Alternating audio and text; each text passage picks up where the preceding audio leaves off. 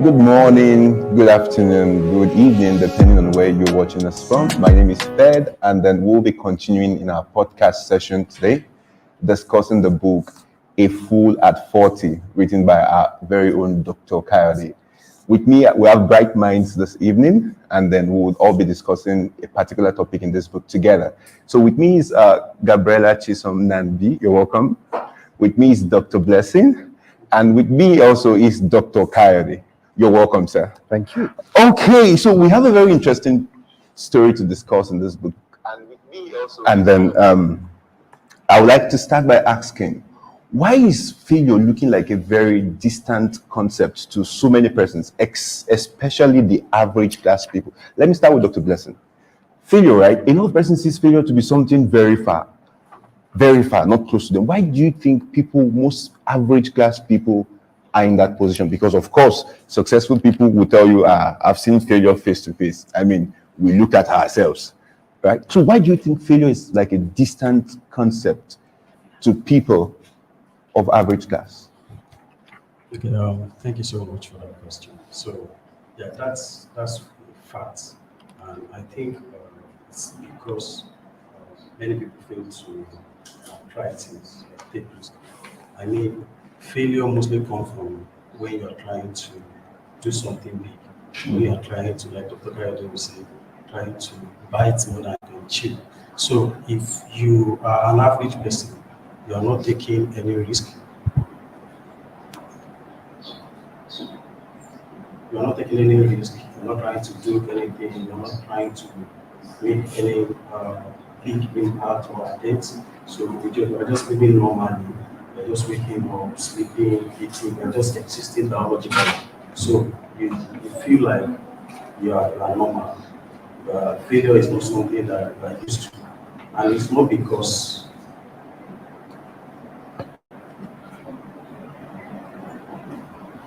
because you have made it.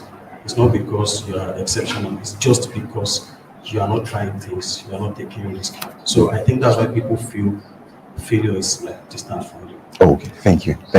Okay, so Dr. Kayode, I want to ask, because the subtopic we're discussing in this book says, I made failure feel like a tattoo. And of course, it's not because you wrote failure in your head. I just failed, So what do you mean when you say, I made failure feel like a tattoo? Like, is it that you were telling everybody you met that I failed, or there was this sad look you just put on, like, what exactly do you mean by saying that I made failure feel like a tattoo? Okay, thank you, Fred. I think one of the things I didn't quickly learn is to think failure is the opposite of success. So, what's an opposite? If it is white, the opposite of white is black. So we see failure as something that is opposite success. So if you're not succeeding, you're failing, you will be sad, right? The biggest lesson I learned is that failure is not opposite, it is part of it. So it's on your journey to success, there will be plenty of failure, and you will have to learn to embrace it and not be ashamed of it. Right. So when failure becomes something like a tattoo, it leaves a stigma in your life, and you feel like, somebody came to meet me within the course of the week, and with the narration of the person's problem, you already know that the person is already thinking himself as a failure. It is part and parcel of success. It is not opposite it. So when you learn to, in fact, I usually tell people, wake up every morning and embrace failure. And say, oh, you dealt with me today, right? No problem. I've learned from it and I will move forward.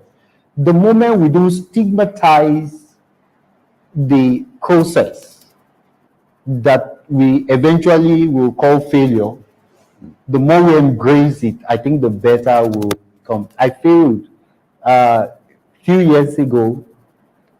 I made a detour, and that costed me the entire business, and it ruined my self-esteem. And it took me almost a year to tell myself that this thing I'm thinking has ruined me is part of that process, and I need to embrace it so that I can come out openly and laugh about it. When I share those stories now, I laugh. It was from that process I learned that just laugh at failure and don't let it be something that reduces your self-esteem or your ego. Okay, thank you. That's Kylie. So, Chisom, have you failed before? Is that a question? Yes, have you failed before? I feel a lot, actually. How exactly did you feel about failure? I think failure before now is something I literally dreaded a lot. I think for those around me, I would put it as one of my greatest fears to fail. But now I realize that just don't just Stay down. The best part is when you fall down, stand up. Just stand up. So that's just there. Okay, all right. So we have a system now, right? Especially coming to education, right? We've been taught from primary school how that if you take last, they call it, permit the word orupo, like in Yoruba. Apologies to those who don't understand Yoruba. So we've been, over the years, passing through that system has instilled in us some concrete and solid mindset that it takes intentionality to want to deconstruct. If I fail in school, I could remember in those days, normally growing up, I used to cry when I'm hungry. So I cry for food. Like I cry for food. But this particular day I failed. I came back, I was hungry, I couldn't cry. Because I exactly know what I would, the kind of lashes I would receive from my parents saying that you failed. So, that Dr. Blessing, so that mindset has been, built over time, right? So an average person has that mindset that if I don't do well, if there's no labeling of success in a particular adventure, then I have failed. So it's a national concern, right? What do you think you can suggest? Let's say we have the opportunity to speak, maybe to the president. What do you think you can suggest as touching, the way the nation as a whole, the youth of the nation, an average person in the nation views failure? What do you think you can suggest? Okay, yeah. I think it's something that has been discussed here before. There was a time when Dr. Kayode said, I don't know if that was a joke, that he wanted to create a school and there won't be exams. Yeah, so let me use myself as an example. I used to be a very serious student before COVID-19. In fact, I was topping my class. You know. But when we came back, so that whole year at home, 2021, 2020, I saw a different side of what I was doing. So I now discovered that this person's opinion of me failing is different from my own perspective of failing. So how I saw failure in 2020 was not being able to afford basic things and also to provide for my mother. You know, so when I came back, I changed my entire life changed from when I came back. So I was in 400 level. So throughout 400 level to 500, 600 level, I've not done what I used to do again. So back to your question, my suggestion will now be self-realization. Dr. Kayode has used one illustration for us when they were judging different animals based on climbing the tree. So, and that could only favor some that are naturally built to climb trees. So, self-realization, you yourself know what you want. I know the country is already shaping our destiny in some kind of way, starting from JAMB. You know, you want to read medicine, they give you agriculture. They've already altered whatever you want. So now, that is not the end. Somebody has to discover themselves and know what success means to them. So that is how to gauge failure or success personally. If I do this, when we were in school, somebody, if he scores B, he has failed. Right? So that's what it means to him. And he has discovered himself. He wanted to be a lecturer. So now it's a true failure to him.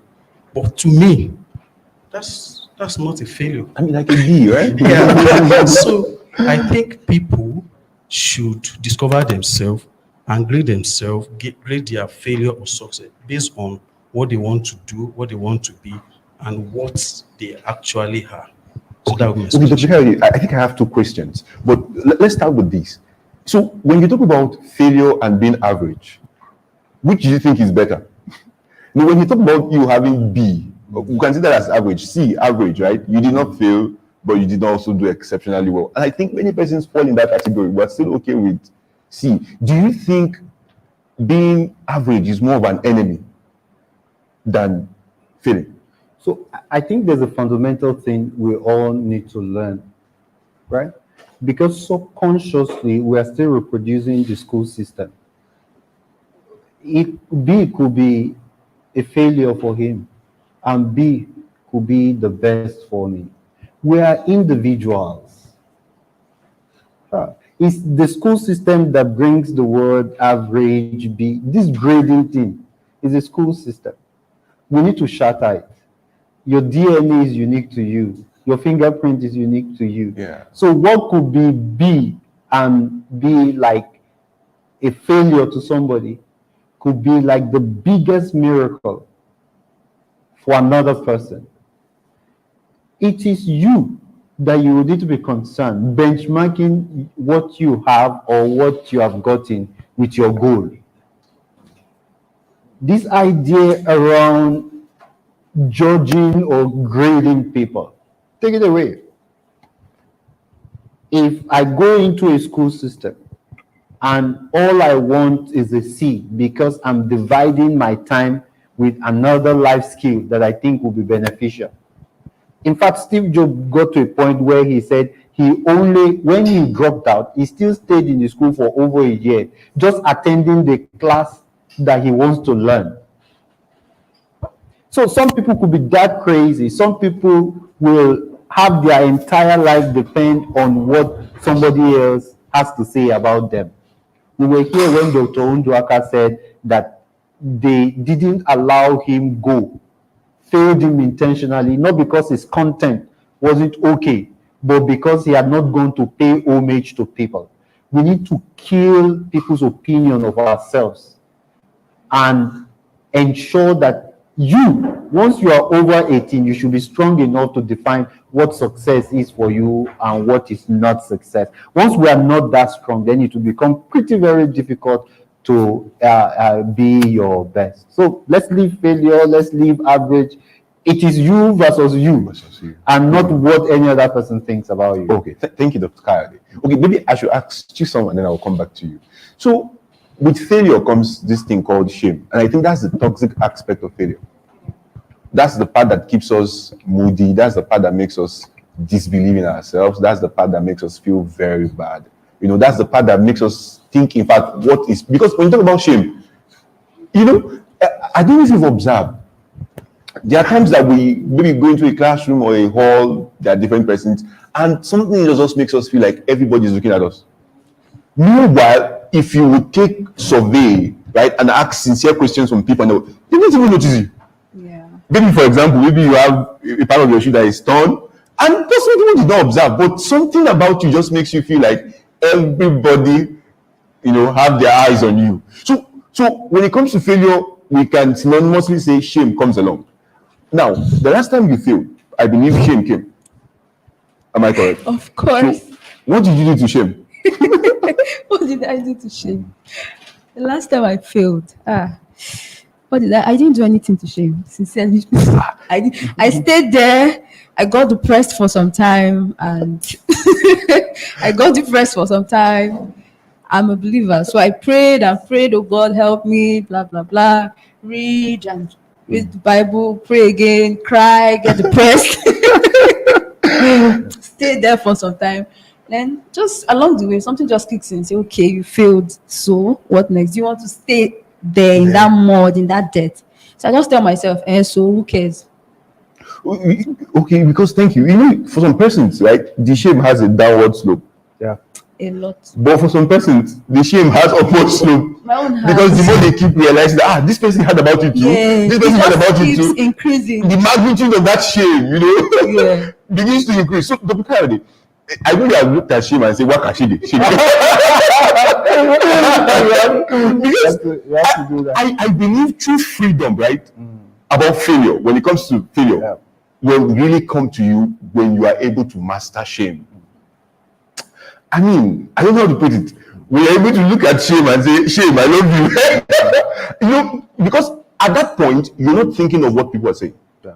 So how do we drive ourselves to that point where we're not concerned with shame? You know, sorry, just to before you speak, sir, you know, okay, I have a privilege of knowing you a bit, and then, you know, I see you, and you can still walk nowhere on the road. I mean, you can still pick bike and then not, it doesn't even concern you. What are you thinking? I can't imagine being that shoe for now. You know, I mean, just take back normal. So I don't carry me. You know. So how exactly have you been able to conquer shame? These days, master, people get more ashamed for me For you, than I am for myself. I know they get worried, and I barely think about that. Something fundamental changed me, more of a personal story. So I will just paraphrase. I had a character issue, and I was the pastor of a church, and it ate me over and over and over again. And at a point, I realized that rather than feel bad about that, I got concerned about what others feel.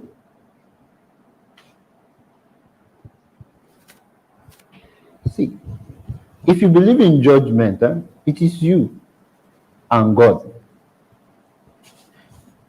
God is not going to call people and say that, okay, what do you think about this? What do you think about that? What don't you think about this? It is you and God. If you understand that, right, take out the burden of what people feel about you. Everybody who succeeds has to come to that point where whether people think you're stupid or... Okay, so look at the title of the book. I said A Fool at 40.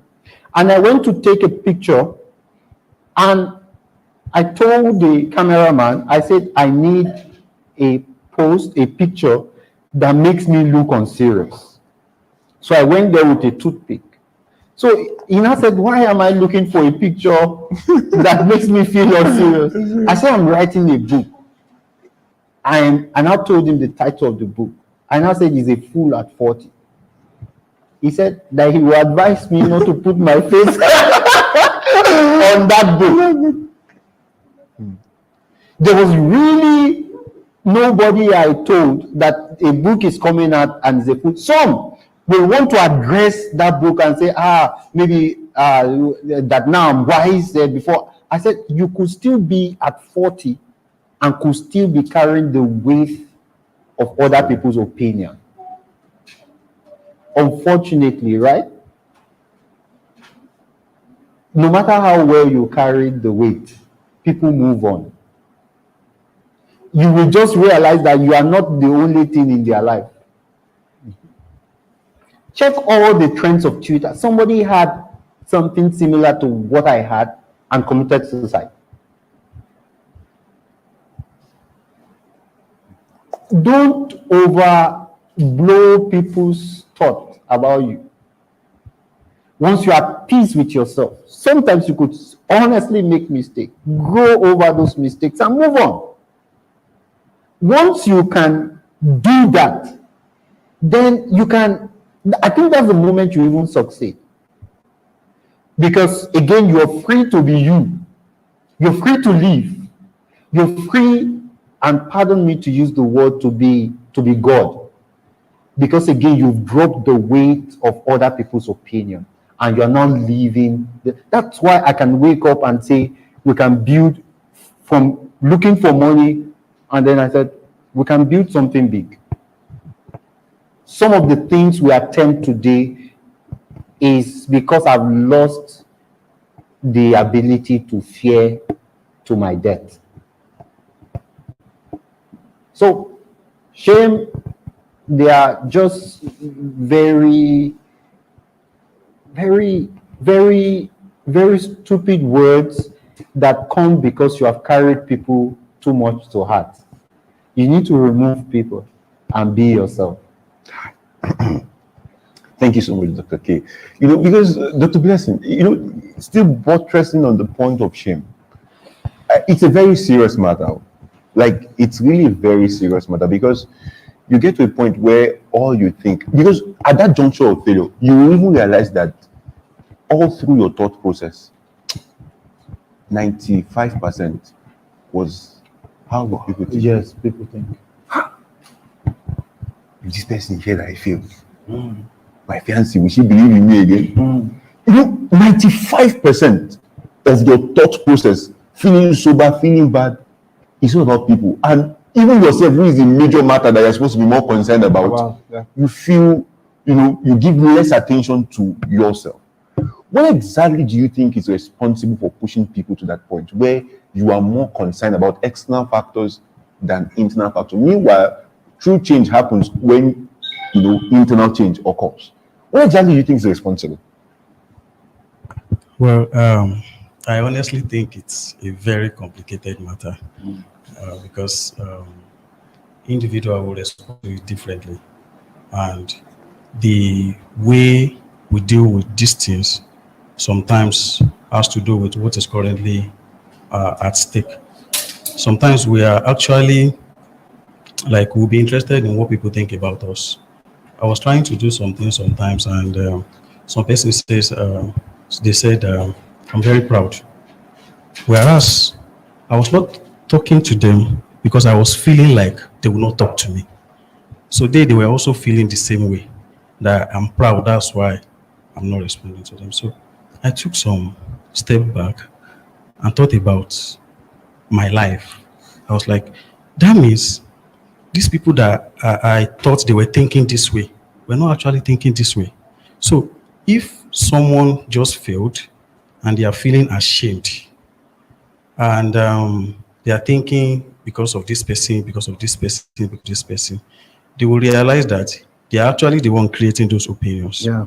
People are very busy. Everybody is focusing on one thing or the other. Yeah. So once we realize that everybody has what they are dealing with, we discover that most of the problem we are creating in our head, they don't even exist. Yeah. If you say your own, what is making you ashamed? If the other person say what they are dealing with, you pity for them. Yeah. So once we get to that level, Yeah. we deal with shame as just something we are passing by. Yeah. Thank Okay, you. thank you, Douglas. Chisom, so do you think in this equation, right, of handling failure, do you think there's necessarily a provision for us to give room to what people think, or is something we're supposed to totally just take out? Handling Because I believe failure. that, so before you answer, I believe that no matter what it is, there are some people's opinion in our lives that we believe matters. So do you think it's something we're just supposed to block out totally? Whatever anybody think, my father, my mother, my uncle. Do you understand? Do you think it's something we're supposed to totally block out, or do you think we're supposed to make some allowance, some space, right, for what some other persons think, some particular set of persons? For me, I would say you should not make allowance for people's opinions that are not necessary. For example, when doctor was teaching, I think last week, he said something. He said, "Who do you talk to when you're failing? Yeah. Who do you talk to when Yeah. you're, when you're going through stuff?" So the person you're talking to, like your mentor, what's that person's opinion about that issue? That person's opinion should be the thing that you constantly put in your head. But fortunately enough, for most of us, we like to carry every other person's opinion even higher than that of even the person we claim that person is our mentor, to the point where we forget that the person said it's fine, and we're like, oh, this person is looking at me like this person must have heard that I did. This person is already thinking. This person is already. So you start. I think even if you're making, the person should be as important, like should be an important part of your life. And when I say important part of your life, the person should hold you in high esteem, just the same way you also hold them in high esteem. I think. Okay. So thank you, Chisom. Dr. K, because taking examples from the Holy Book, right? Jesus had 12 disciples, right? That he walked. Of course, we know he had the 500, we know he had the 120, we know he had the 70, we know he had the 12, he had the 3, even amidst the 3, he had 1. And then there's some certain times that he would be in some certain situation and then he will not share it with the 12. He will share it with the 3. And furthermore, of course, we know what happened between himself and John the Beloved, right? Now, do you think there should be a number to people we ought to, give that allowance for? Like people ought to give that allowance for, like, I know whatever this person says, this it matters. In this my shame I'm facing like this, I need to give provision for this number of persons. Do you think, can we give it 3, 12? Do you think there should be a number to? Okay, so I might not approach it from the angle of giving it a number. I would just say, do what works for you at time, right? And what I encourage people to do is to evolve, learn and evolve and be better. And human beings generally have intuition. There are people you will talk to, initially, and even just still last week we were in a meeting and somebody said something and a particular part of me just evolved. I had to consciously say, this thing this person is saying is correct. So I have the ability to fight when an idea doesn't align with what it is I want for it to be aligned with, right? So it's a level. There's another level that looks at people's defect and is still optimistic about them. Right. Some you will tell them you have failed, and the way they will respond to you, you will leave their presence feeling worse. That's true. Some you will tell them you have failed, and you will leave their presence with a relieving smile. You just feel like you're unburdened. Yeah. And you will just feel calm. They will make you feel like this thing happens to all of us. Some, they won't share stories of how their own is worse. That is a stage. This thing, just don't worry. As long as there's life, There's hope. there's hope. So until you find people who brings out the better version of you, you don't have a number. So don't go about, I suggest looking for, it has to be 12, it has to be 3, it has to be 4. Go looking for people that you can feel at home with. You know, there are people and those are about the best people I want to have around me, where you are not afraid to be you. They understand every part, they understand almost everything, but they still respect you for you, and then they still believe there's a better version of you that can emerge. So once you find those sort of people, stay with them. If you're lucky and it is 4, fine. If you're lucky and it is 1, fine. If you're lucky and it is 12, then don't do any other thing, just stay with them. But to find people who brings out the better version of you anytime you meet them, they are priceless people. If you're with somebody and your thought is getting better by the day, please stay around those people, because they are not really that common. Okay, thank you so much. I know we're already out of time, and okay, just 1 more minute, but I would like us to share a particular thought, in 30 seconds, if possible. So, because averagely we know when to start. Most times the issue is when to stop. And even to these people we're talking about that we can give some space to, the truth is there will come a time that we might really need to stop giving them space. And that's very difficult because, over time, and because there are some level of emotional attachment that have developed over time, right? And then those people keep, there's a time that you really just want to tell you the hard truth, like tell you how it is. But over time, these people might have developed some emotional attachments with us, and they are always in the business of wanting to make us feel better. When maybe what we actually need at that moment is somebody to really tell us the stern truth, that will make us make progress. So, Chisom, when do you think we're supposed to stop giving those set of persons allowance? In 10, 20, 30 seconds. For me, I would say the persons I have in my life that I actually talk to, most of them don't actually sugarcoat anything. That's the funniest part. Most of them don't actually sugarcoat anything. But I would say basically, when you notice this person starts, this thing is black. Even from a blind person's point of view, this thing is black. So the moment that person starts making you feel like, I know it's black, but it can be white. Just to make you feel nice. Deception. That kind of make you feel like, make you feel good. I know there are some persons that can advise you and make you feel like that point where you feel like you're failing at, or you're not even, how would I put it now? That thing where you feel like, okay, you did something wrong and you can do better. Some persons actually make you feel like that thing you did wrong is actually good, and you can continue with it, and there's nothing wrong there. Yes, you can actually, there are people that can also tell you, yes, people actually do this thing, there's nothing wrong there, but you can do better and you can strive to be better. I think those are the kind of persons. And when you realize that, okay, this person is becoming partial to some extent, for me, I feel you just... when they tell you that even a dead clock is correct twice in a day. Instead of telling you to go and change the battery, there's why. That gives you funny excuse of why. Thank you, Jesus. Let's hear from you.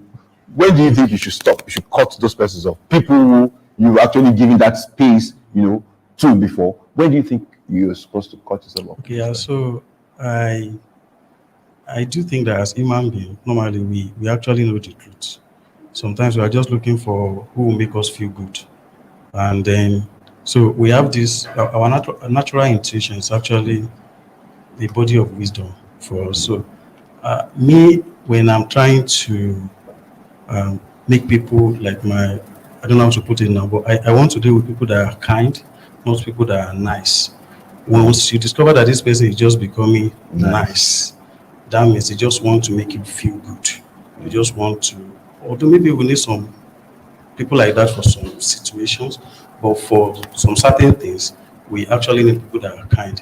For example, let's say you have a mucus on your face now. Somebody that is nice may don't want to tell you so that you don't feel bad. But somebody that is kind will tell you so that you won't be carrying that thing around. So once we discover that this person is just becoming like an emotional nice person. So yes, we know that we need to draw back. Okay, all right. Thank you, Dr. Blessing. Dr. Kayode. All right, so I think I want to pick from where Dr. Blessing stopped. So that's very okay. I also want to add that judge based on what impact anything is having on you. At every single point in time, any progressive person needs to feel he's being stretched. I will get bored if I'm not stretched. So if I'm comfortable and there's nothing to wake up to see or to be, then I know that I'm being stagnated. So I look out for, do I feel like waking up? Is there a bigger challenge ahead of me? If I don't have that kind of drive, I look out for people that can push me to have that drive. I don't want to hear I'm handsome. I don't want to hear I'm rich. I don't want to hear, there are some things people you say to patronize you. It doesn't really matter, right? Can you point me to a bigger self of me that I'm not aware of? So whatever language or whatever it is that you say within that, I look out for the effect. Does it drive me to be a better person? If it drives me, then I will stick at it. Okay. Our beautiful audience, I believe you've learned a lot. Look at failure at the face to face, and say, Wakashige. Look at shame and say, Wakashige. Do you understand? Yes, failure is not the end of it. Failure is part of the process. Failure is not the opposite process. It's rather part of the process. So learn to embrace failure and make something good out of it. Until next time, I remain my humble self, Fed. Thank you so much. Thank you so much, Chisom. Thank you, Dr. Blessing. Thank you, Dr. K. All right, see you next.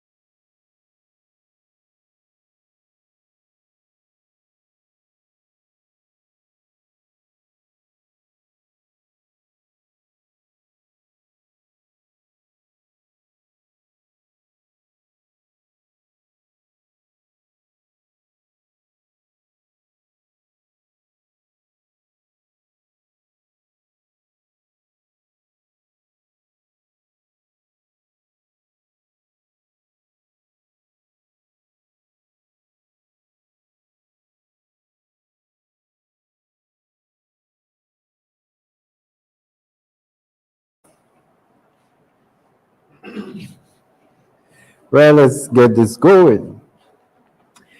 So good afternoon, everyone. And then it's nice to have us all here again. We've been talking around the subject mastery unleashed. And one of the big desire I have is that out of this series, one master will emerge. I'd love to see that the master emerge. We took a series before this series. We spoke around money. And I remember telling most of us that any fool can make money. Any fool can make money. You don't need to change yourself. I had a guest one particular point in time, and the person was analyzing how much people who own lottery business, how much they make. The owner of Baba Ijebu bought a foreign club. This Baba Ijebu you see in local places, everywhere, go and Google the owner. He bought a foreign club. The number of investment he has.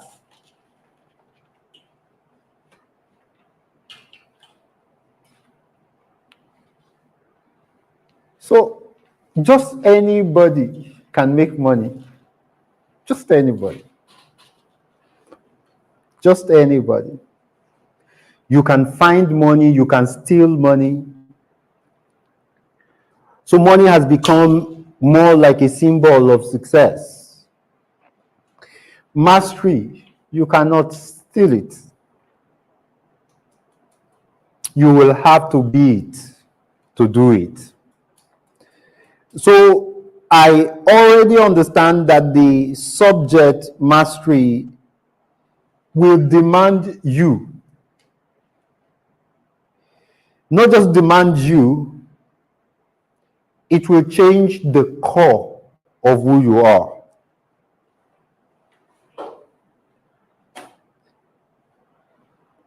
So it's a tougher version of our series. You will not be a Michael Jordan overnight.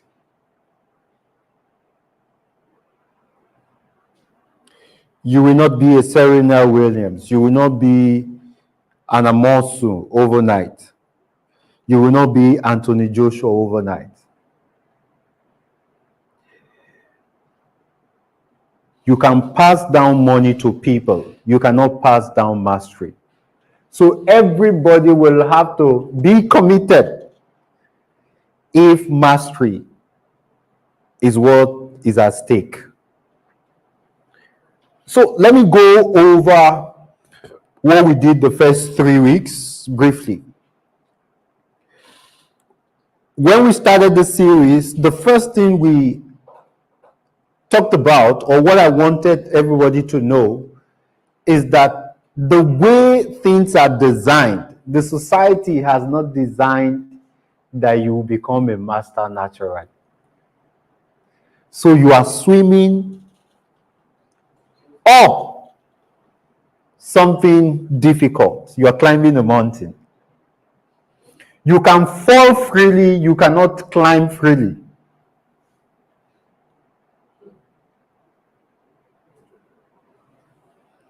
A fool can fall. A mad person can fall. The law of gravity ensures that whoever you are, you obey.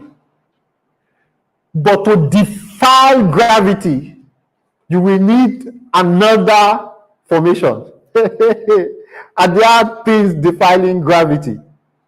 Airplane. Airplane defies gravity. You cannot be normal and defy the norm.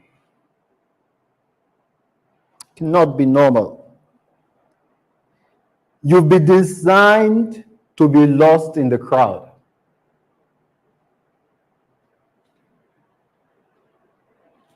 There are more people that are known for nothing than people that are known for something. You've been designed to be lost in the crowd.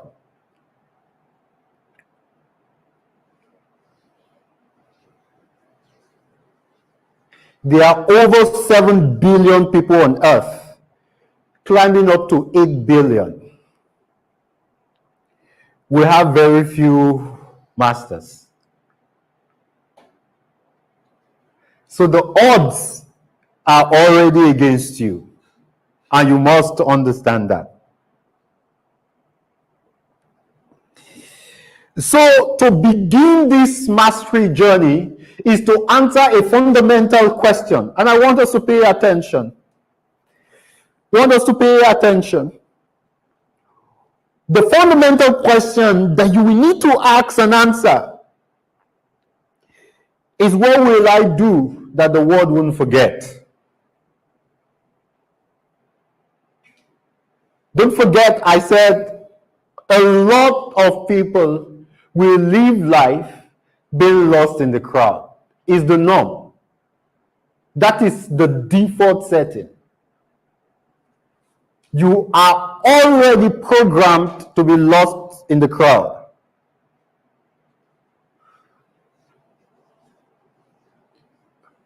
To jack yourself out requires a level of realization. Requires a level of realization. Unfortunately, we have loaded people aiming at nothing.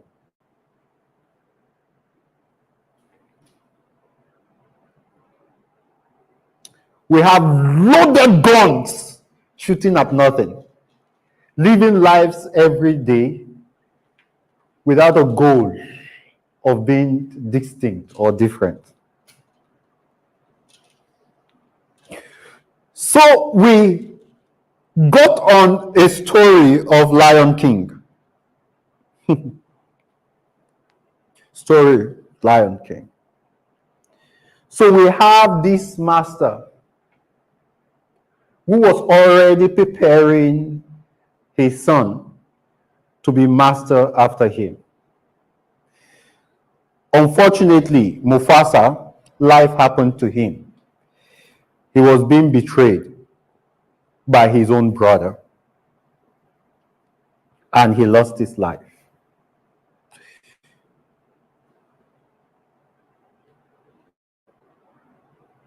Maybe I should take a moment to talk to people looking up to someone and got disappointed or lost that person, and tell you you can still pick up, right? So Mufasa died, but Scar did something that the people who control this world does. Like the people who really control this world, that's what they do. They send fear to your heart. Send fear. Planned fear, intentional fear. They punish you for any deviation. And they've systematized it into our school system. They ensure fail is in red, so that it could look like your blood, or more importantly, look like you.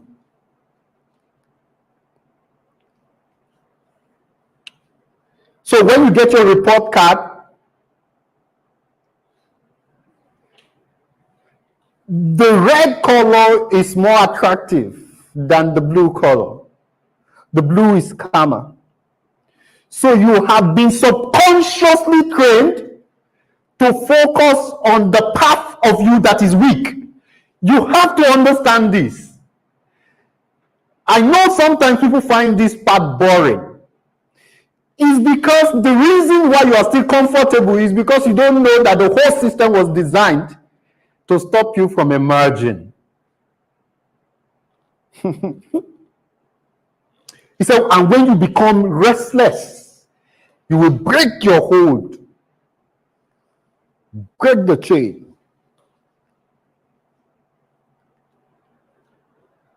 So they sowed fear into the heart of Simba and said, you killed your father. You are the reason why your father died. So Simba ran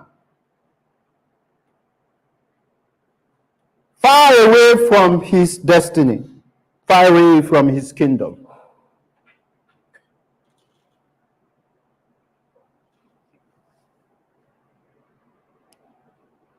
He lost his kingdom. Unfortunately for him, he fell amidst people who spotted his potential but didn't want it to rise. So when they saw Simba the first time, he said he was hungry and they were scared. Because when the lion says he's hungry, it's flesh he needs, not vegetable. So they fed him with something different that killed his genius.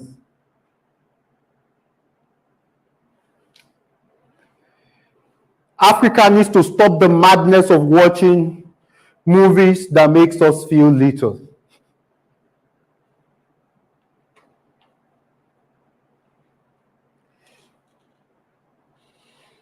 There's no God of thunder. It is electric charge. There's no looking at mirror and calling your name and you are answering somewhere else. Mirror is mirror. If it works, and I tell people, but you know, Africans, they don't believe me, it's because you've been fed for a long time.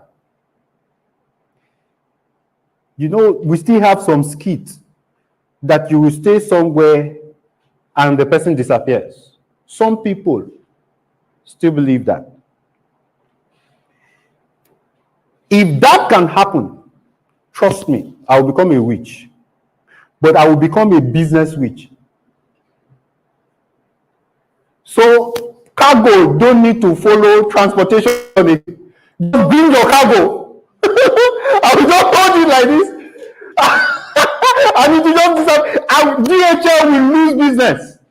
I went to DHL to send just one small checkbook to somebody in Lagos, 15,000. Hey, see money. I will just say, bring it. I will hold it like this. And you get to Lagos. Trust me, I will not charge more than 5,000. Is that not a good business proposition?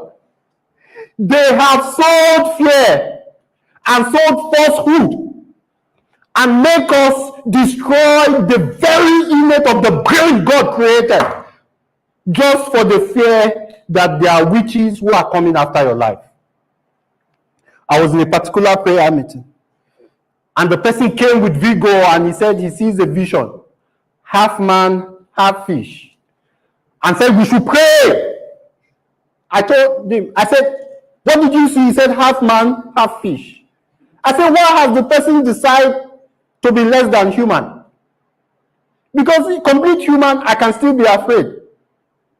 You have now half your power to become a fish. I said, we will not pray. We will first of all chop the fish, chop the under, roast it, and eat it. If the person survives, then we can start with the human. Africa, wake up! People are going to mass.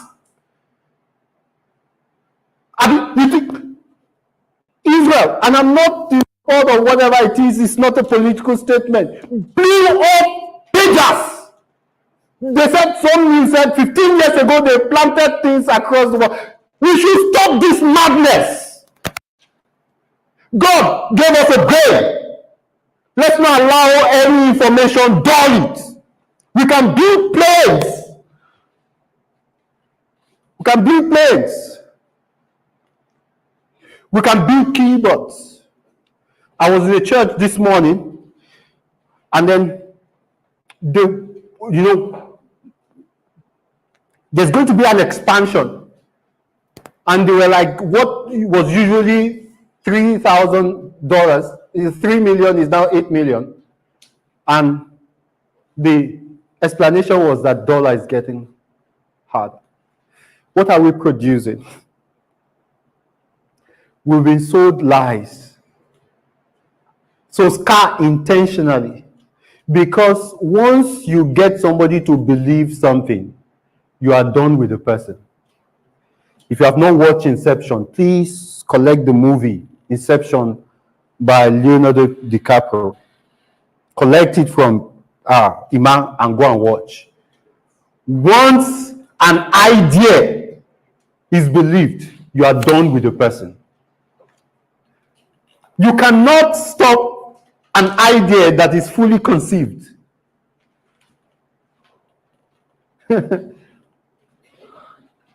We have conceived the idea and empower enemy from the village.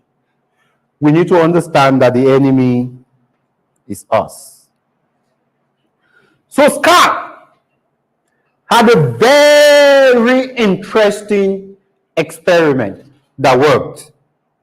Told Simba that Simba was the reason for the death of his father. So Simba left,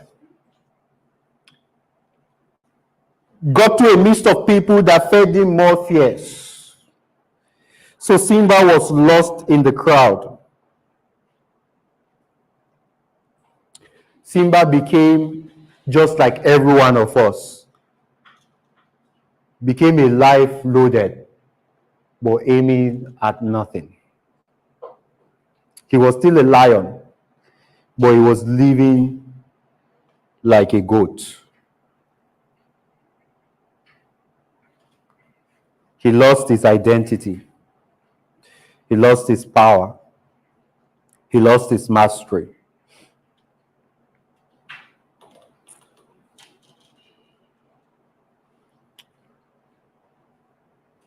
Don't be lost in the crowd.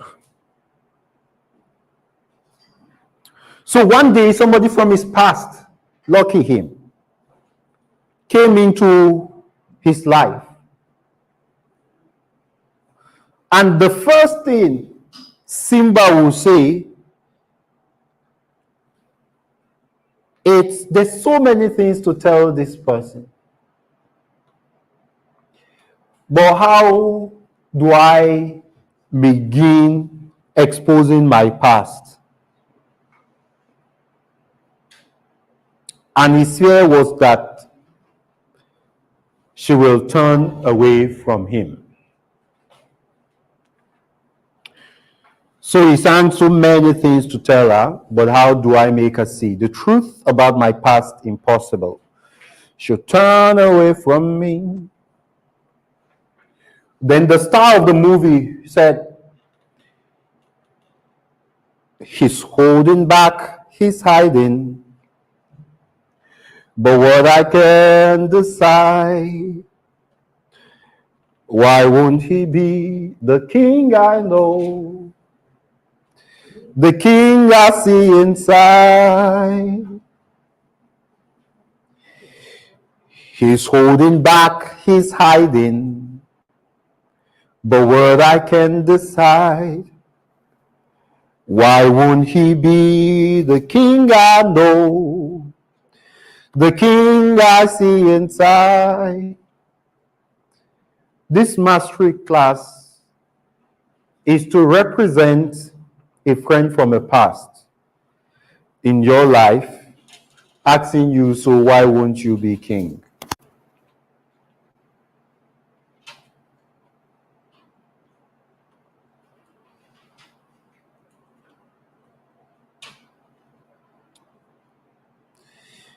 One of our business that we run, we say that we will be the king in animal health in Africa.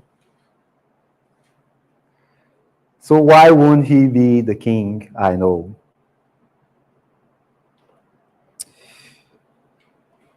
So a loaded life could be aiming at something fantastic. A loaded life could be aiming at something, could be aiming at greatness, could be aiming at something bigger. So why will a bus conductor wake up and say, I will be the king in Africa? Because something woke up in me. Sometimes I wish Isa is attending this meeting. I've used this example too much.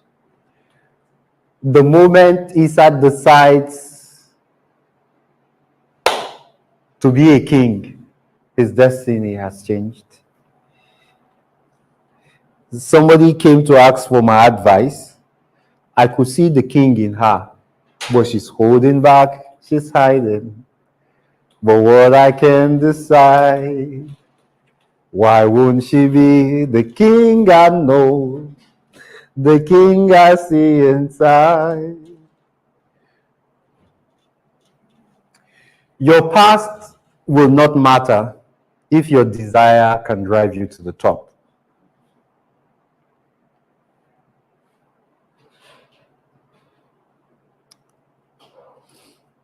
Michael Jordan said he had shot more balls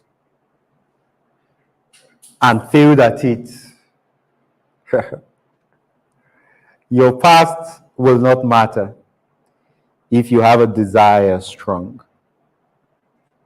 So we said earlier on, and I want to quickly recap before we move into what we have today.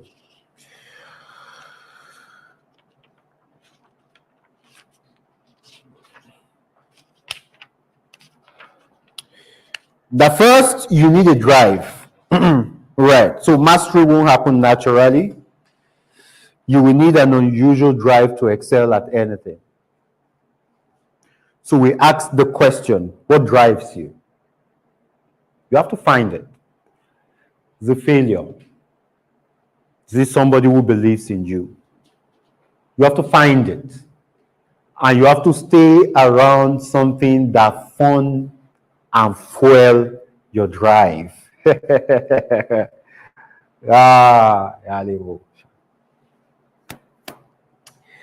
have to stay around something that funds and fuel your drive. Because that's the... So we took a chopper somewhere, and when the person dropped us where we were going, the chopper said, I'm going to Kano quickly, go and come back so that I can fuel.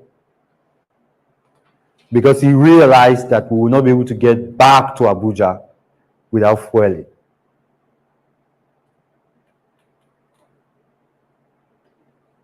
If you are not saving for your fuel, you will always be an average person. I pay for fuel. Once I stay 1 week and I don't feel like waking up to bite more than I can chew. We are doing currently on a project, and each time I hold the meeting, there's a part of me that is excited and a part of me that is afraid. I know in another 6 months, it's not the same Femi Kayode you'll be saying. If something doesn't wake you up, you are fuel deficient. Something has to be waking you up. Waking you up. Like something has to be driving you now. Baba. And you have to put what drives you in front of you. Always, constantly. Isa should go and put Davido and how much they are worth. Because you will get overwhelmed by problem and distractions. You will. It's by default. The environment will offer you plenty distractions. In fact, for people around my age limit, the distraction will become tougher. Because fuel is over 1,000. Dollar is 1.6 going 1.7. So the economy will be tougher. You that doesn't used to think of what you will eat, you will start thinking, hope you know it's a demon to wake up thinking about what to eat. It's a waste of your life. And hope you know that's the system that has kept people average. Waking up to think about what they will eat. The decision to go out is to find their daily bread. The moment you just realize that every time you wake up is to meet up your daily needs, just know that you are in a circle of people who are average and are less. You have to wake up for a dream bigger than you, bigger than your circumstances. You have to wake up for a dream bigger than you. And not that I'm not acknowledging that things will be tough. Eh? It will probably be. One of my friends said that the wife woke him up, and that happened to me too. Where are we going?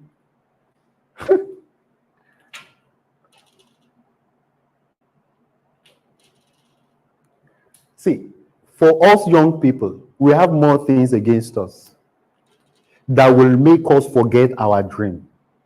So what do you need to do? You have to fund and fuel your dream. So if your present circumstances is pulling you back 50%, you have to ensure that whatever it is, don't spend all your money on problems. If this phone falls down and gets bad, you will spend money to fix it, right? When you spend money to fix it, what does it come back to? To the original stage. It will not become an iPhone. Understand that for every problem money you've spent, that money will not move you forward. It's not money meant to move you forward. So to move forward, you have to plan problem money and plan progress money. In fact, if you believe me that problem won't kill you, you have to starve some problem. You will not. You know, I keep saying that because I understand it is food that most people, there are 4 or 5 things that distracts an average person like us. Food, accommodation, if you are having children, school fees. Some people's entire money is on those 3, 4 things. Sometimes it could be our family. You check everything that you have spent last month is on problem. You will not move forward. Trust me. This one, I can bet my life. You will not move forward. You will not move forward. So you have to intentionally figure out what is progress in this whole thing I'm doing. You will have to ask yourself that question. But again, this idea for mastery makes you live beyond problems. So you need an unusual drive. And we said you will need to find a model. Find a model. We are all mirror beings. And I love this. We are all mirror beings. You will look like somebody you admire. You will look like somebody you admire. So the faster way to get there is to put a model in front of you. Stay around people who are strong enough to pick you up. It's difficult to stay around those people. It's demanding sometimes. Sometimes you feel less, but hang around. I've always been better hanging around people who are way better than me, and I serve them. You're too alone, you will be destroyed. You will be discouraged. You will be depressed. You will need to find a model. 1, 2, 3 model. That's why meetings like these are good meetings.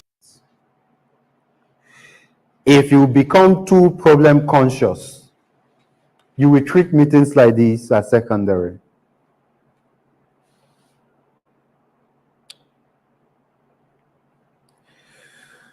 So your mirror beings, you will need to find somebody to look up to. Last week, we spoke about consistency. And we learned something super strong from our guest last week that said, where you're going to is not far. It's just that you have too many detours. That line, you know, there's some line you come across that stays in your mind for a long time. So I'm alone. I ask myself, what are the detours in my daily activity? Like, I started auditing subconsciously. So what did I do throughout yesterday? What were the detours? Because where you're going is not far. It is the corner you're doing that is making the journey far. Just imagine extreme focus for 4 years. It doesn't take too long to change one's life. It doesn't take too long. So imagine all of us commit to spending the next 1 to 4 years focusing on just one task.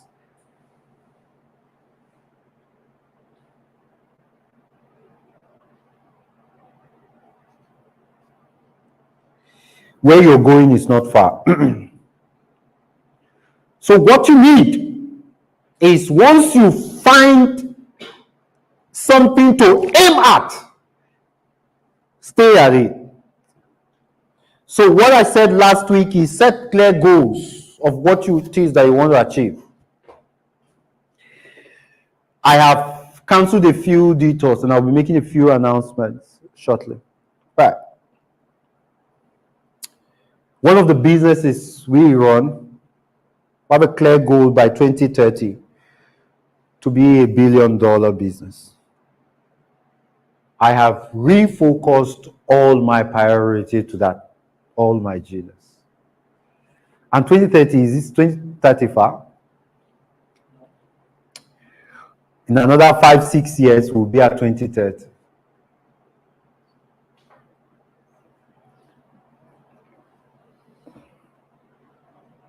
I will have an additional 40 years to live after, or maybe slightly more, after 2030.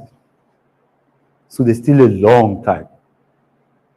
So what will it take to just be absolutely focused for 6 years and spend 40 years on the beach? Waking, dancing, eating, sleeping, and just enjoying life.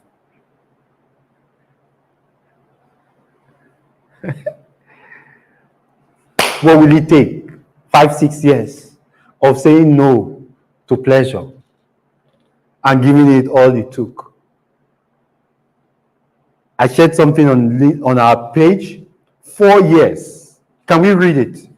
Something on our WhatsApp page about Usain Bolt.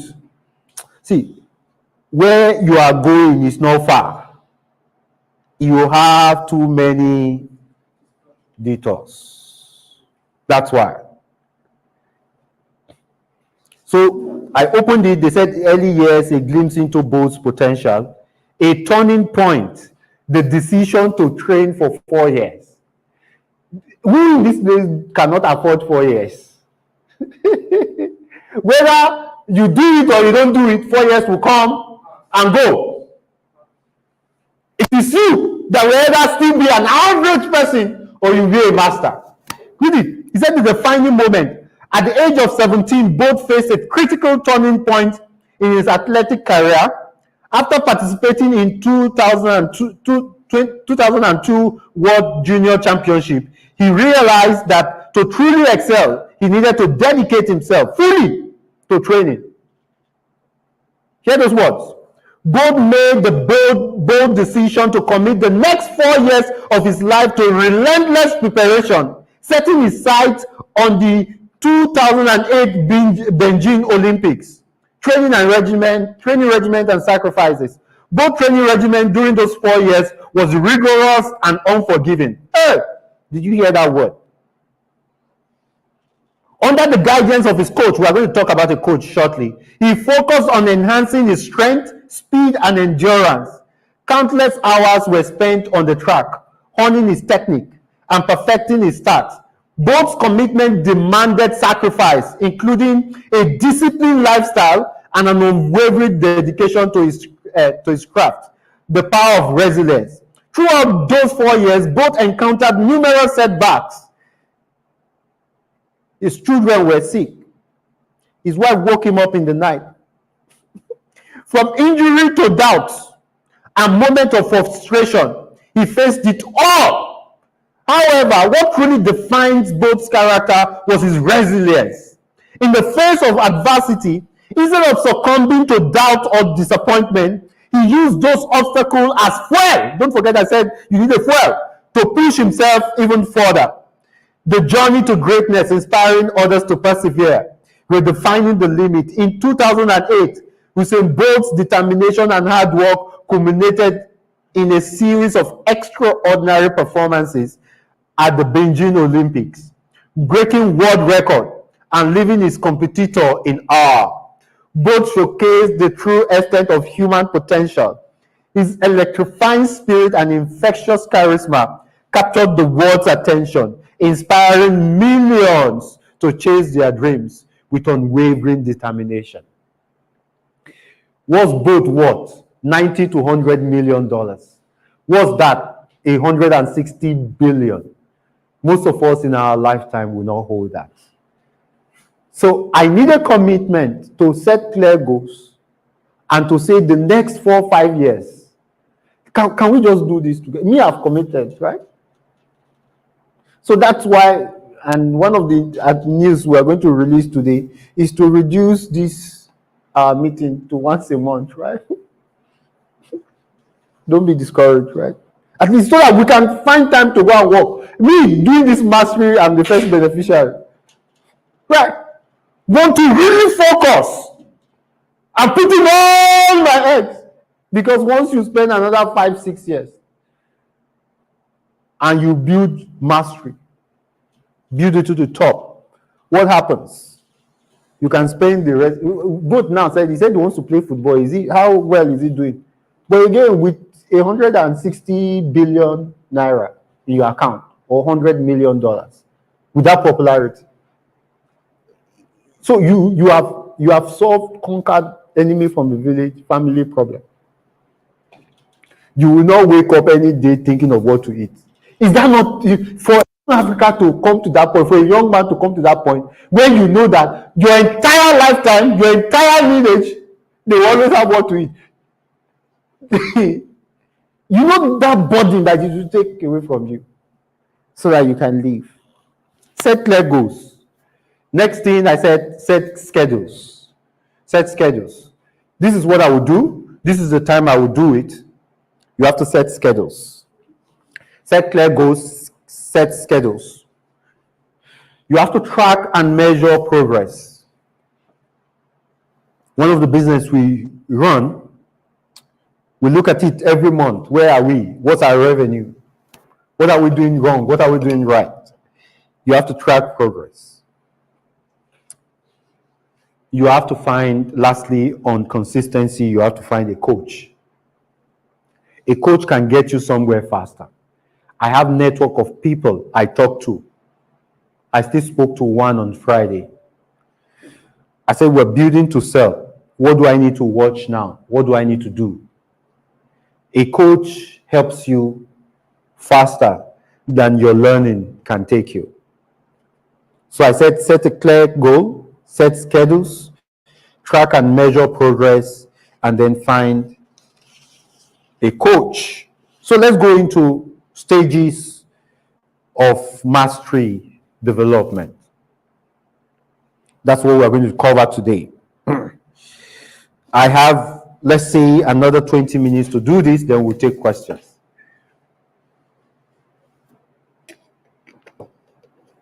Stages of mastery development. Stage 1. They call it unconscious incompetence stage. Unconscious incompetence stage. Unconscious incompetent stage. I read this in a book and has been one of those practical things I use to build mastery. The unconscious incompetent stage is a stage where you are messing up, but you don't know you're messing up. Are there people who have body odor, but they don't know they have body odor? Yep. They said when a madman knows he's mad, huh? Yes, his madness is over. So it's possible that something is wrong with you, but you think everything is right. The unconscious incompetent stage is when you are not doing this thing well, but you don't even know you are not doing it well. What do you need at this stage is exposure. Exposure. Exposure is a powerful thing.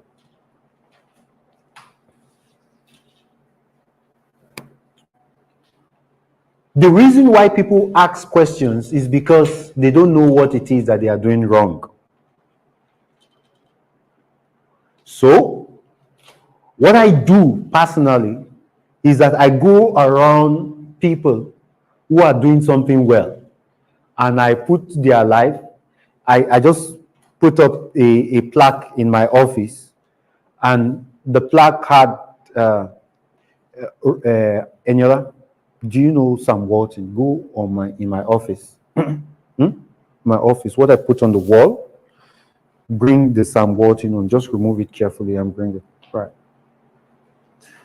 What did I say? Should Sam? Correct, thank you.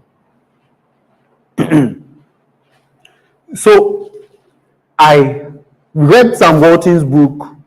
I cannot count the number of times. You know, sometimes you read a book from start to finish, and then you will just be opening it to get what exactly it is that you have marked. So I cannot count. I'm not sure if I have an accurate number. I read it until the book got turned. And I'm lucky, somebody sent a fresh original copy for me from the US. So I have a new copy. So, and I've started again. But I will go and archive the old one. Maybe there's something that the line I've drawn. You know, sometimes when you grow and you read something again, new insight comes, right? So I want to leave the one that I've marked and I've torn and archive that one and pick up the new copy and start all over again. So what I did was, because he's late now, I cannot go and see him. I crafted something.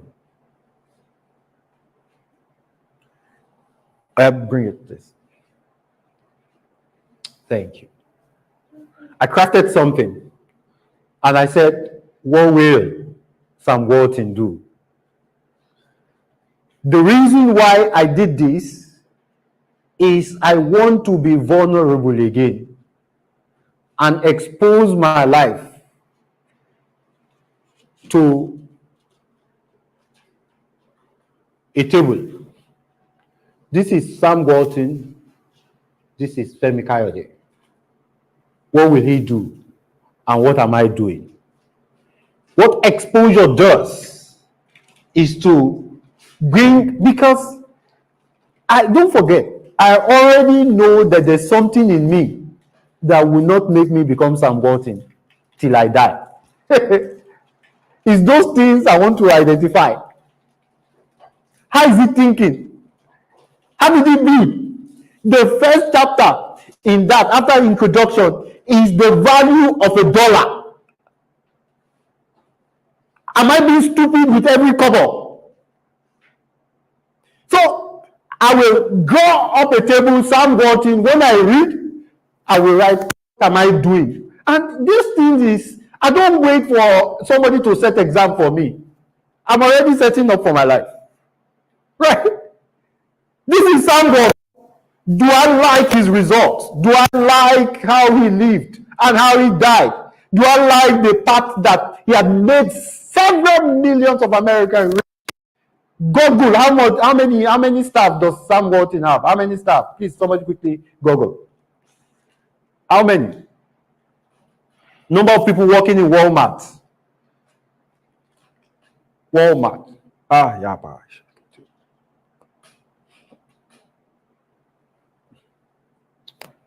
They call themselves associates. So I mean, 2.1 million people working in Walmart. So what madness is in me that makes 60 look like a burden? How is he able to build? How did he build these things? Don't forget, God is not partial. He created us with the same power. But there's something unconscious in me that is making me feel and do things like a stupid person. I have to understand that part. There's a demon in me that will not make me go beyond 60%. So how do I remove that level of madness and demonness? Would it be nice that we have under paid employment every month 2.1 million? How many does Dangote have? Probably slightly around 100,000. I don't have the exact number.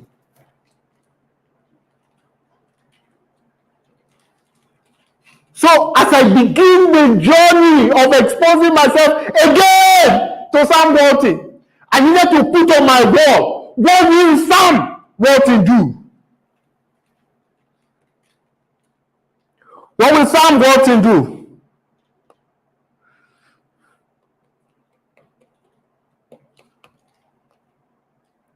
I needed to draw a table for everything I see that he has done or he did and I'm not yet doing, to tell myself, I need to benchmark. I need to expose myself. I first of all need to be aware that there's an unconscious part of me. Sold. I'm still not ashamed to say I'm a fool at 40. Because I am.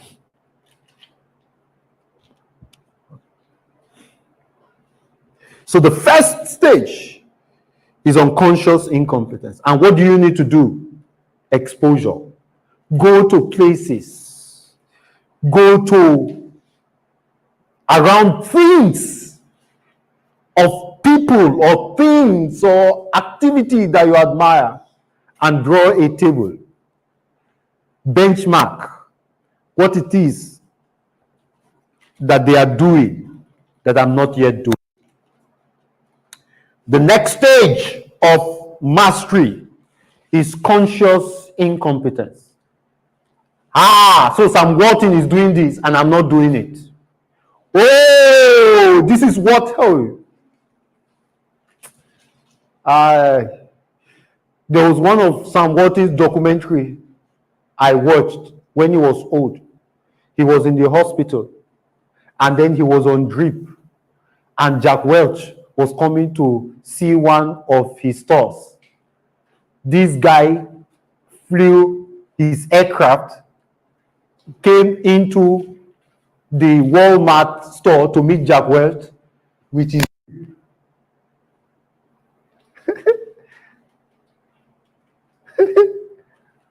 fever catch you, you stop work. there's a kind of drive you will have, fever will disappear. There was a joke I heard of an Igbo man dying. And then he says, guy came to greet him.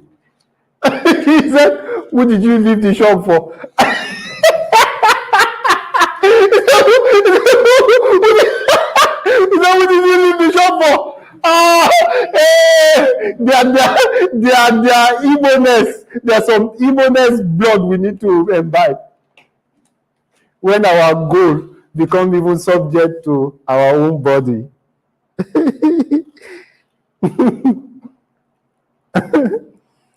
So what do you need at the stage of conscious incompetence? Now you know that you are not doing it well. What you need to do is to learn. Learn. Learn. You need learning. I went to Lagos.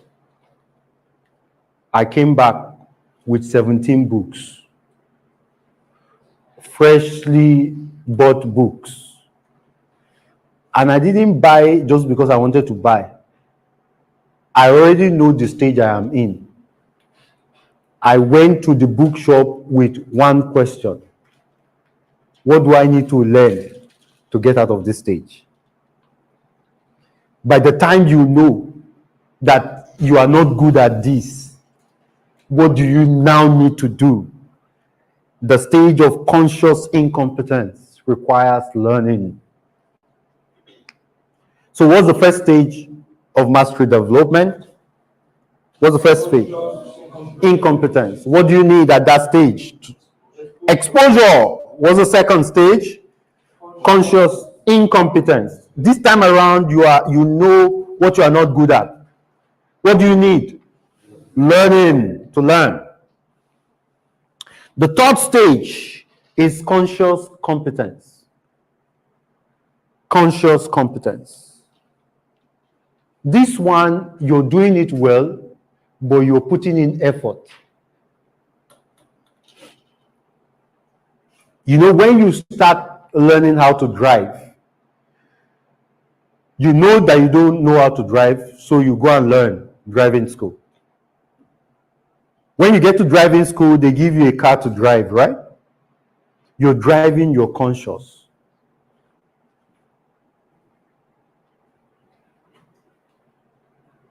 My first car, I burnt the clutch. It was an accident. It was God that preserved me. And the airbag.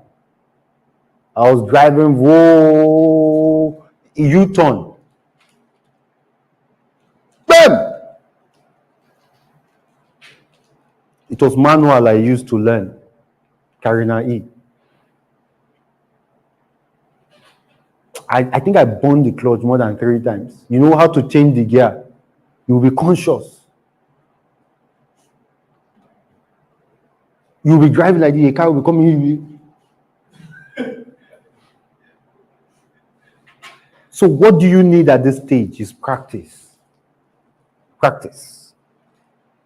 Practice. Practice. So you keep driving. You keep burning the clutch. You keep destroying the car, but you don't give up. Hope you know when you are at this stage, you're driving, you cannot pick up. It will be distracting you because you're conscious. How many of us have driven to that point where you forget that you are driving, but a thought has consumed you, yet you arrive at that destination? That's the last stage of mastery anyway.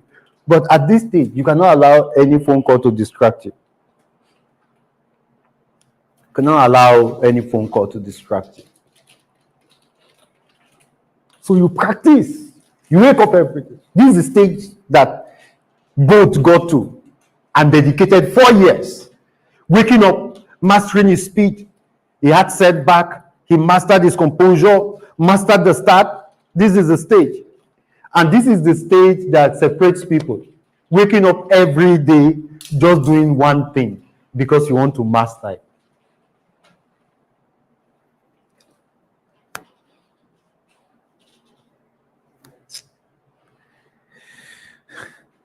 So the third stage is conscious competence.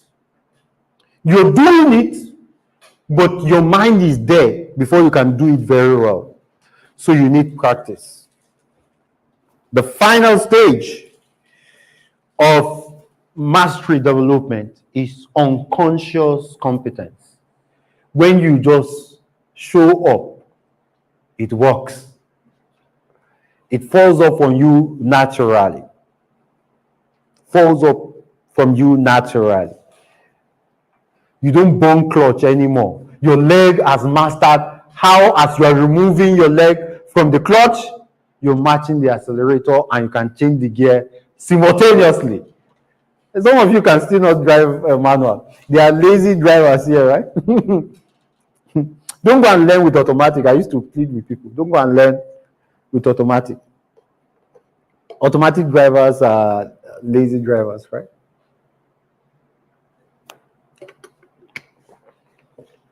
Because the coordination of the three things has to happen almost with a rhythm. The three things are almost at the same time, but with a specific rhythm. And then you change. As you are matching the clutch to change, the clutch is changing, you are putting your leg on the accelerator with a fine rhythm. Before you master this, you will burn clutches. Once you master, you don't burn clutches any longer.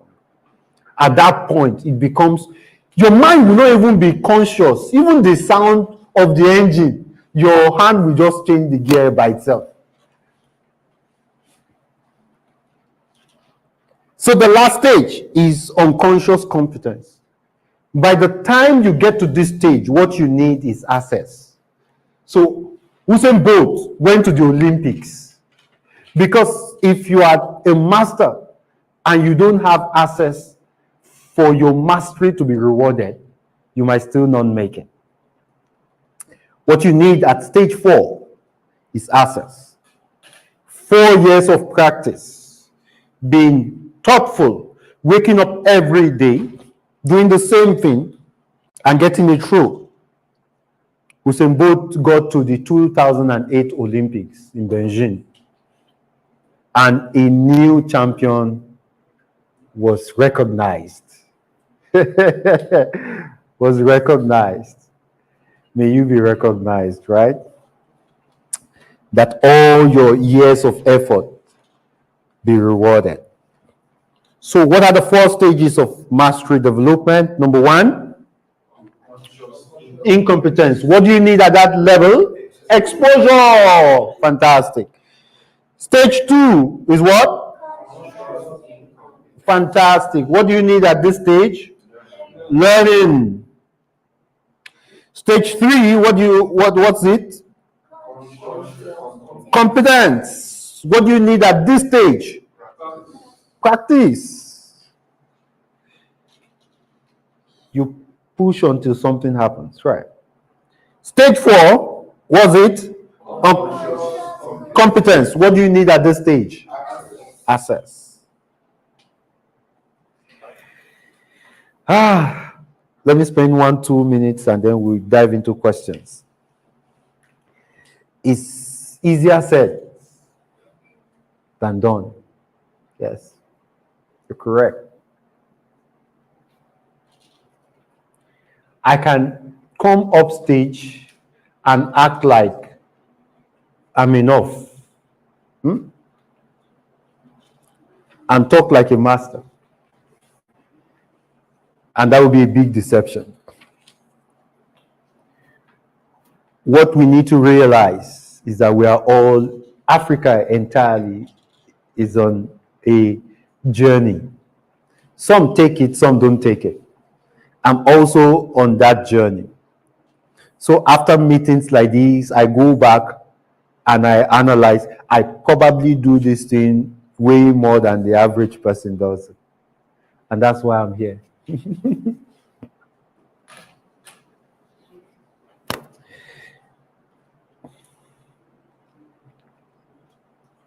I just need one person to commit to doing these things. I'm not saying it will take you 2 months, 6 months. We're talking in terms of years. But in 5 years' time, go and bring the one that has my picture. In 5 years' time, what I have, so I have 4 of these things in my office. The one that has my picture, I wrote, "Who am I becoming?" And all those quotes are questions, because questions drives progress. Questions drives progress. So I want to wake up every morning, get into the office, and asking myself one question. 5 years is not long. 6 years is not so long. But what am I becoming today? What am I learning?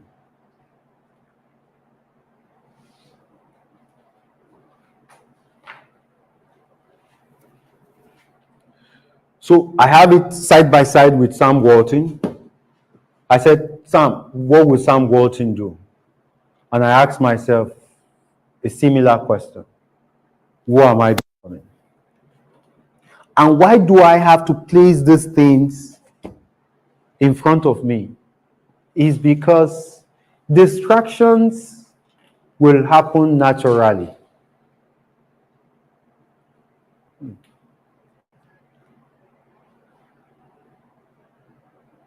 You will be worried with so many things.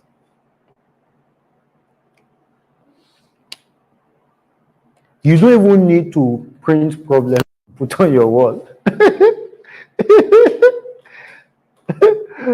The calls you are getting, will bring problems. That you are alive, waking up and going out, you are expending money. There will be issue around how much money are you making. But regardless of the enormity of those problems, you have to ask yourself, who are you becoming? A bitter person or a better person? Somebody who is solving problems or somebody who is making progress? And progress, don't look at it in terms of, have I built a house, have I not? It's you. Am I becoming a better leader, a better problem solver, a better person that can spot opportunities? Where you are sitting could be good, but if you have not become somebody who spot opportunity, you will not be able to see it. I keep telling myself, is my eyes trained to see opportunity? In conversations, in relationships, is my eyes trained?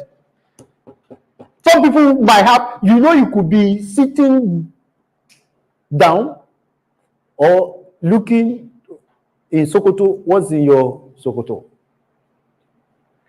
This opportunity thing, you can be trained to see them. People are jackbarring. The dollar have crisis. Did you see how much GTB declared as profit? The last 6 months, did you see? It's the highest ever. Don't let poor people say that Nigeria is a problem. Check stock of Owando. It went like this and went like this. There's opportunity in chaos. Anytime you sit down where people are saying this country is bad, pack your load, dust your leg, and leave that conversation. And go and look for story. I just told you GTB made a lot of money. Owando stock, go. There are people who are selling their assets. There are people who are preparing to buy it.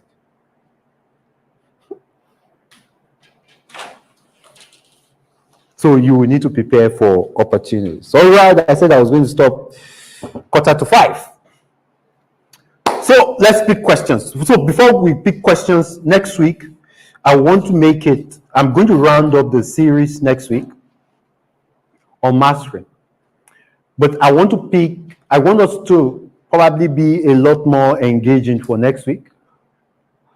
if you've learned anything and you have done anything with this 4-week series, I want to pick those thoughts. I want us to discuss. So if you have, I want around 7 persons to come in, take, let's say, 7 minutes for next week. You just tell us what you have done, what struck you in this series, and what you're doing differently now. So if you want to, you can help me submit. Either say if you're online, yes, we can. So technical team, let's make next week's one interactive, like we made last week's one, that people online can speak into the hall, we can hear them, and then we can talk back to them. So maybe we can get even 10. I'm interested. As it, sometimes to talk, it's easy. To know whether it's having an impact or effect is what's difficult, right? And I want to spend bulk part of next week, from start to probably for an hour, 30 minutes, getting feedbacks. What have you learned and what has really changed, or what are you changing? I think those are some of the things I want to focus on for next week. So if you want to share, take 5 to 7 minutes of next week. You could just submit your name to Jerry or Fed. Then we'll compile that and we will have a go, both online, offline. You could use any of our channel to send a message. It will reach us and then we can profile people. So 10 persons for next week. We're going to reduce this from Sunday to once a month. I know I'd had this issue that I said I wanted to stop this. There's a lot of pressure on me, and this is slightly very demanding for me now. So I want us to make it once a month. Maybe last Sunday of every month. Would that be a good thing to do? Last Sunday. Make it once a month. And by next week, I will be announcing the people who will be volunteering to help us do this. So that the goal is still the goal. We will just modify it a bit. So your vision is still your vision, but your strategy could change, or your tactics could change as we progress. So we'll just make it a once a month, put in all our resources, get people to fill this place, and then get adverts and build up to that point. Is that okay? So by next week, I'll be announcing people who will be in charge of that entire process and get it through. So let's take questions. Let's take any question, online, offline. If you're online, you can type your questions and we can take it. If you're offline, you have a mic and we can take the questions directly.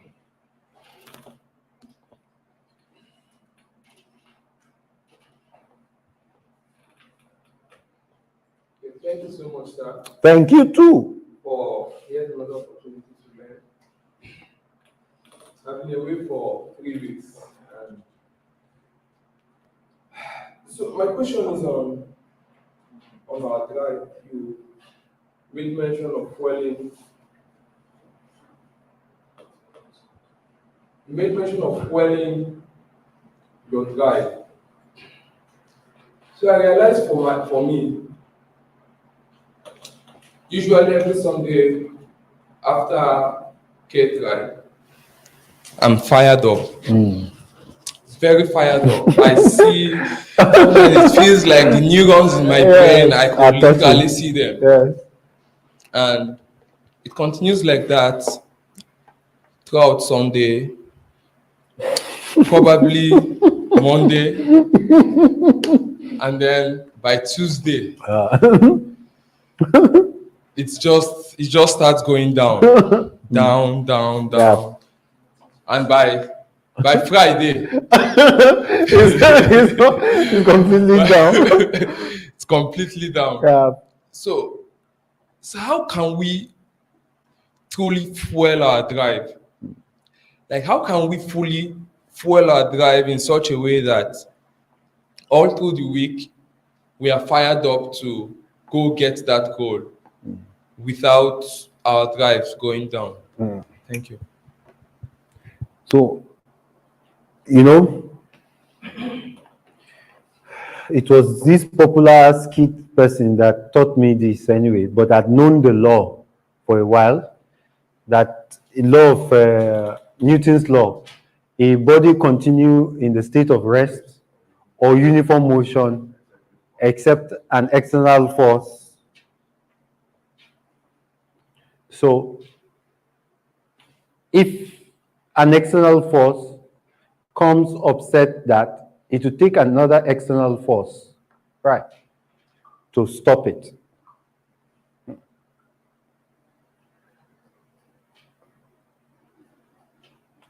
So the popular skit person said, if external force starts it and it doesn't burn inside, an external force can also stop it. You know, I keep mentioning it, but I sometimes understand that we don't understand the gravity. The system has been designed for you not to rise.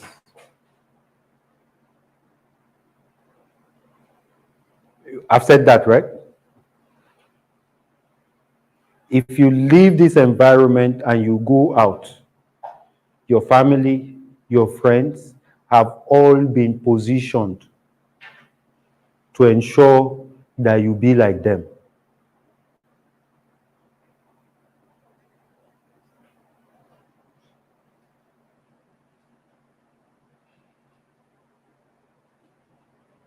And you will most likely be.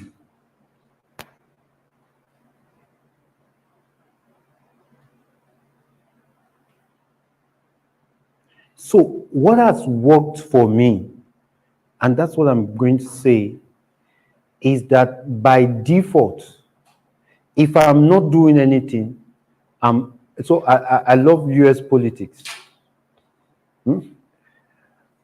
And I follow world events. I also follow wars, right?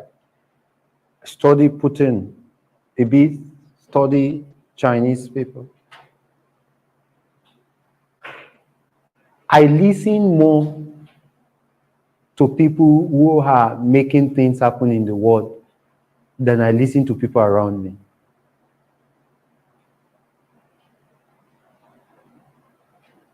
So look at it now. If I get to the office, there's already 3 people that I respect on my wall, feeding it. Because by the time, you know, it was before, when I get home, matches has finished, gas has finished. I don't want to hear that. So I used to put up front. Pop, take money. Anything that has finished outside that, resolve it. Because hope you know that you getting home and gas has finished can just spoil your entire mood.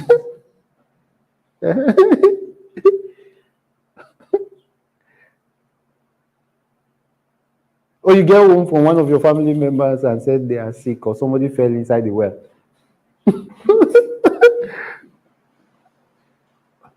You are hearing too many bad news. So it will take deliberate attempt for you to hear good news. In Africa, it will take, we were in a meeting and the lady said for every bad thing that they publish, it gets more traction than good things. So just hear that. That bad news they've discovered gets more traction than good news. And what they want is traction. So there is a conspiracy deliberately to ensure that when you wake up, it is bad news you see.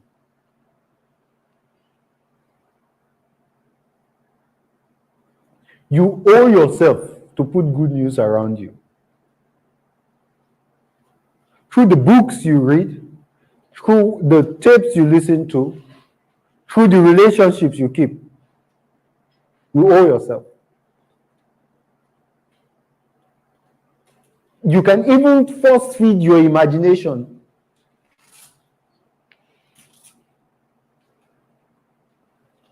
How do I know what GTB made last quarter?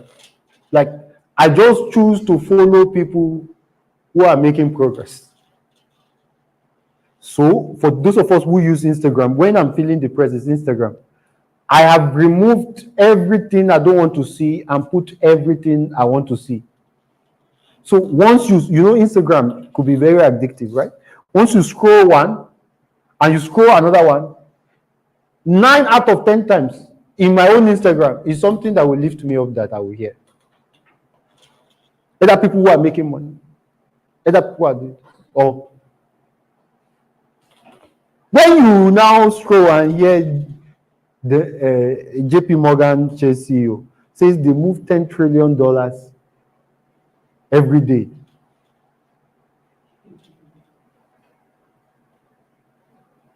So when you're big, you're big. They move 10 trillion. There's some bad news you have heard that has deleted everything good from your subconscious. There was a day, this 10 trillion, I put it on autopilot, autoplay. There's some of these Instagram reels, massive. I sleep with them. You just put them on Jim Rohn. If I sleep on those things, wake up with it. There's sometimes, and you know, this thing, I think you should practice it, right? Either Spotify or Instagram. When something hits you, sleep with it, put it on autoplay. There's a level you do it to critically that you build in internal drive. You cannot, none of you can stop me in this place again. There's no, I will not even pay attention to you. If you come to me with bad news, I will listen to you because I care.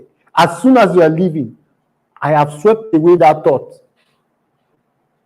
So I quickly decide when any of my relationships meet me and they have issues, I quickly decide, so can I do something? Yes, what do I want to do? Okay, I want to help them solve it. Fine. What do I want to do? Oh, I cannot solve it. Oh, okay, fine. And I just leave them. I pray a simple prayer. God help them. I wait for the time when I will be able to help. I don't hold problem too long in my heart.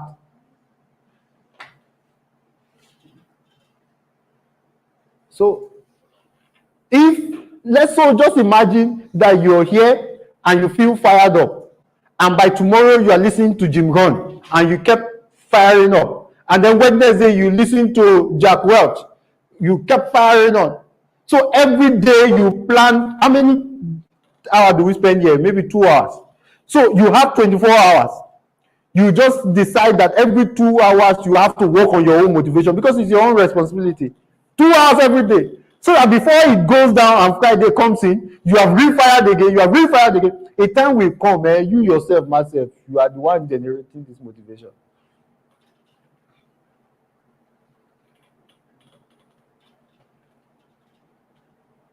The society doesn't want you to progress. You have to acknowledge that. They have designed you to fail, to be average, for your genius not to show. It has fed you with vegetables. It's you that will now need to decide that you want to eat flesh. Let's take another question. Okay, thank you so much, sir, for Thank you too. Inspiring teaching. So I want to ask, in this journey of mastery, because if we watch carefully, an average Nigerian have this desire and dreams and passions, and then of course, while trying to make progress towards that journey, you get distracted with some legitimate distractions. Yeah. And then at times these legitimate distractions will require you to also find a way of building, a system and gaining mastery over them. Now, so is it possible you gain mastery in more than one thing? Yeah. So I mean, two different fields entirely. and then you are able to succeed so well in those 2 or 3 different things simultaneously? That's my question. So the answer is a clear yes. The second part of it is, so why do you want to, so I don't know how well the Usain Bolt is doing with a football career. Did he say he wants to play football after, or maybe I was thinking I read it somewhere. Football, so so for fun. Well, you know, this Maastricht thing will take almost you entirely. So what I would advise, or what I think I want to suggest is, money solves a lot of some of the problem we think we want to build mastery on. So I prioritize wanting to make money. There's a lot of issues you will solve with money. There's a lot of issues you will solve with money. So it's not whether I want to build skill on how to make money or not. You will have to make making money something that is of default, right?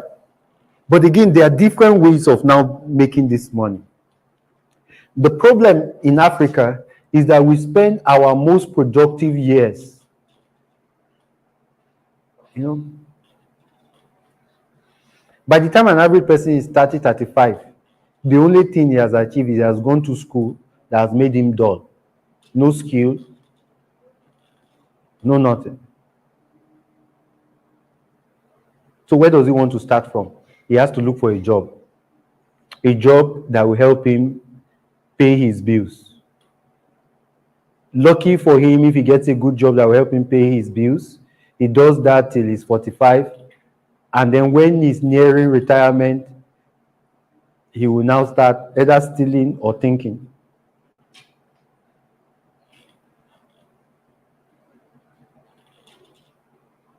And then the cycle continues.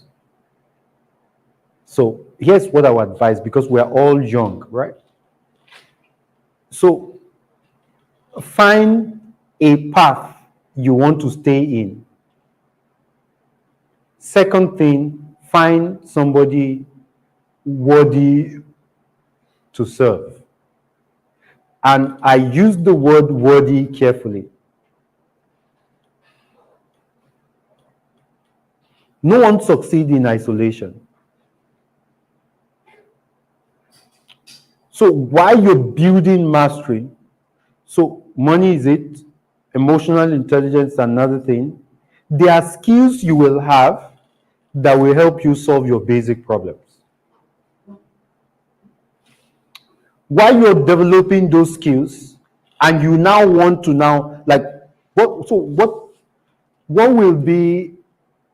what kind of mastery do I want to build?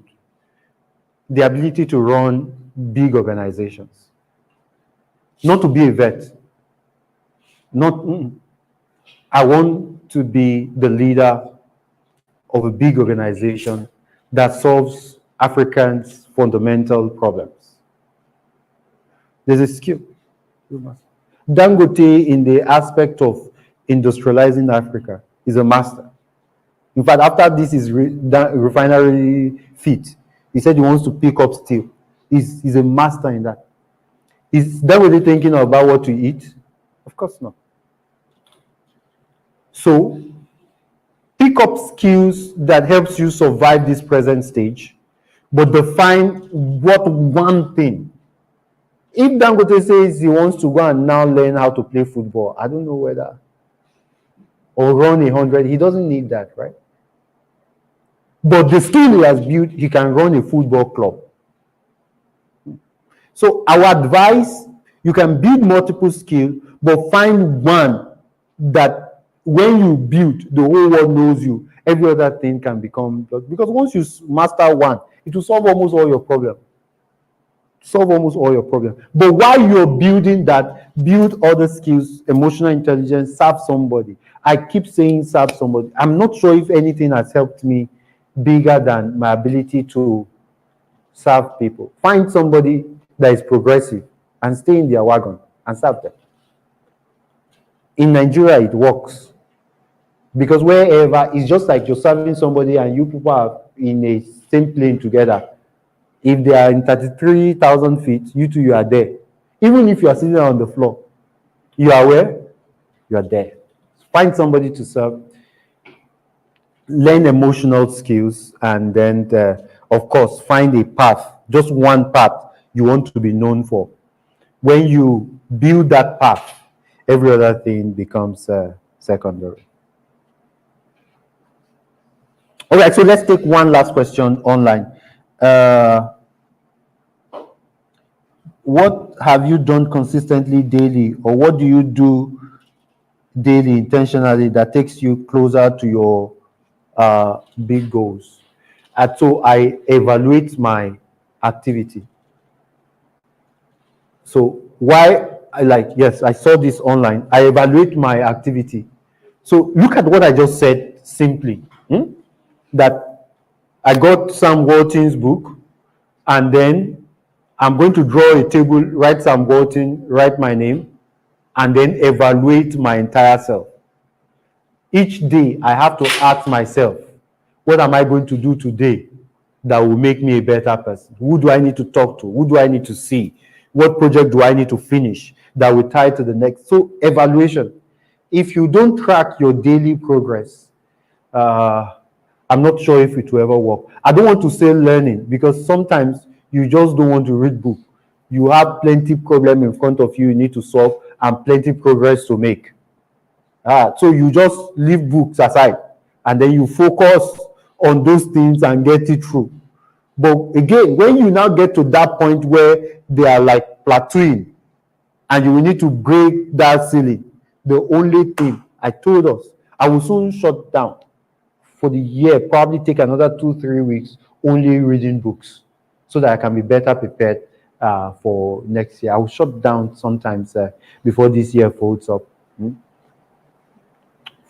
So again, I don't learn, like consciously learn by books every day, but I know that every day I ask myself one single question: have I moved forward? Am I better? Let me thank us all. Let's allow Fed to come and close. Thank you so much. So next week, please, I want us to invite. If you still don't have a copy, I used to forget to. I wrote a book, powerful book. If you don't have a copy, you will need to have a copy. Online, offline, they can send a copy to you. And then for the next 1 month, we can do a discount. So once you call, you hear what the discounts on the books will be. And then next week, next week is the final of this series.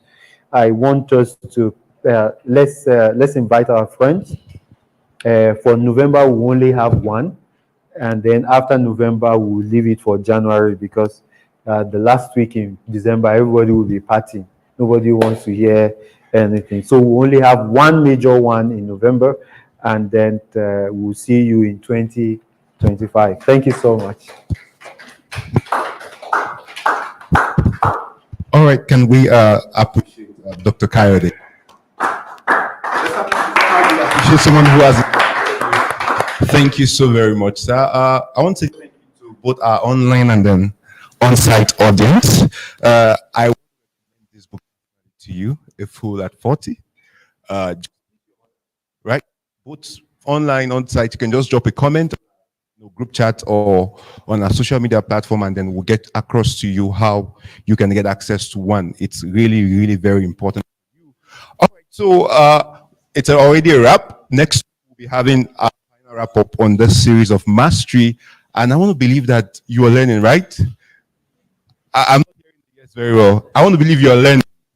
Yeah, so the best Dr. K is to practice what you have been learning. So next week we'll be having series of different persons to share their experience of what they've learned and how they've put it to practice. And if you want to be a part of those persons, you can put it in the comment for those online, right? Or you can meet me or Mr. for to drop your name to be listed amongst those that will be given the opportunity to come out to speak.